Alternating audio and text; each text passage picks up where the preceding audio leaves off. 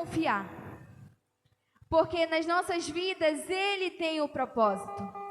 Nós não devemos fazer o que nós queremos, mas nós devemos viver o que Ele tem preparado para as nossas vidas.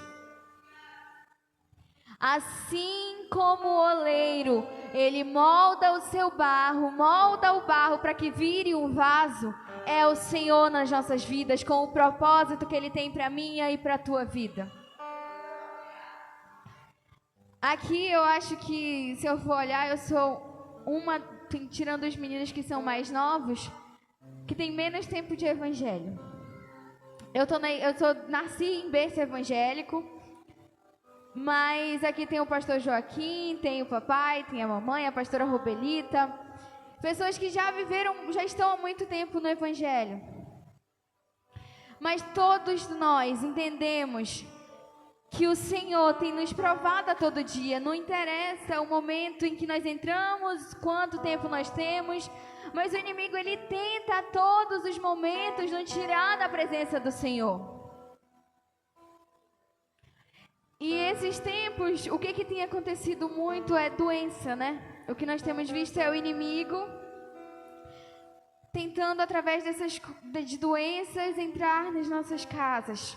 Entrar nas pessoas em que ele vê que Deus tem um propósito na vida daquelas pessoas e ele tem tentado parar essas pessoas. E quando eu era menor, eu acho que muitos aqui conhecem a Lucinha, né, que a gente era uma pessoa incrível assim pra gente, a gente tinha muita consideração por ela. E uma vez ela já estava muito doente e ela chegou lá em casa muito ruim. E o papai sempre fala isso, que eu olhei para ela e eu falei assim: quem tem promessa de Deus não morre. Foi uma frase, eu muito pequena, foi uma frase que eu usei para ela e eu falei que quem tinha a promessa de Deus não morria. E eu trago isso comigo em toda a minha vida. Não importa se agora que eu estou maior, se eu estou mais velha, mas eu ainda continuo com isso no meu coração e eu sei que todos nós temos convicção disso.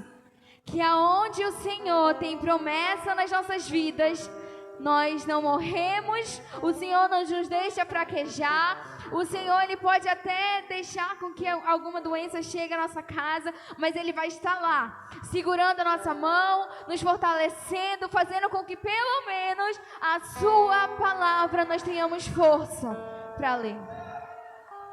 Porque nas nossas vidas Ele tem um propósito. E isso eu tenho muito comigo. De que aquele que tem a promessa de Deus, ele não morre. E se um dia o inimigo conseguir chegar até o nosso lar, mas o Senhor, Ele é poderoso para fazer com que nós tenhamos autoridade sobre nós temos autoridade sobre a nossa casa. Nós temos autoridade sobre a nossa vida. O Senhor, Ele nos deu essa autoridade de vivermos junto com Ele ali, sabe, queridos? E é muito difícil. A gente sabe que a caminhada com o Senhor não é fácil.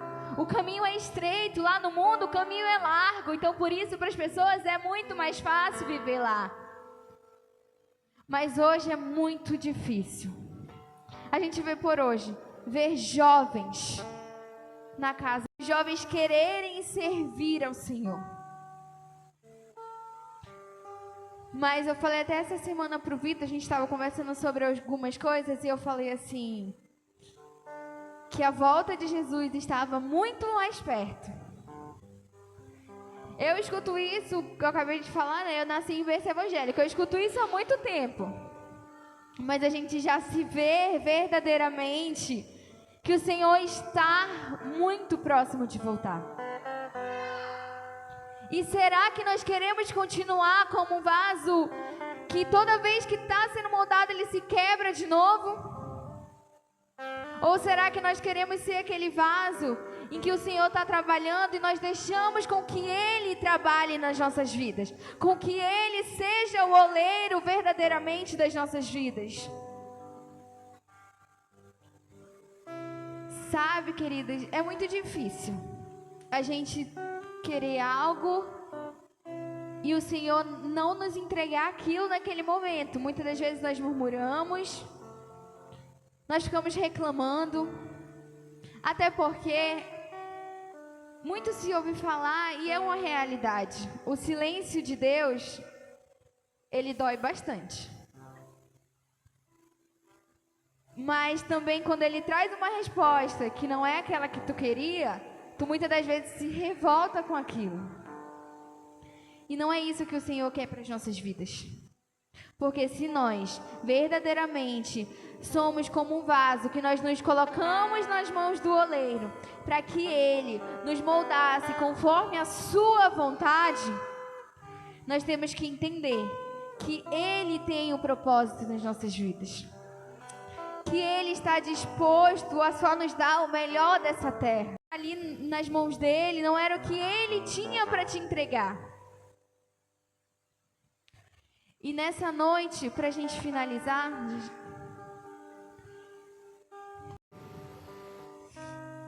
como eu falei, é muito complicado a gente aceitar de verdade as coisas que o Senhor tem colocado às vezes na nossa frente.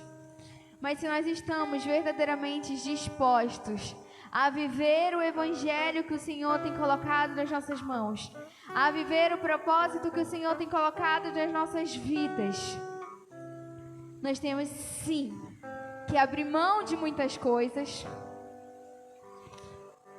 Temos que viver verdadeiramente o evangelho. Então, que a partir dessa noite, você tenha esse entendimento.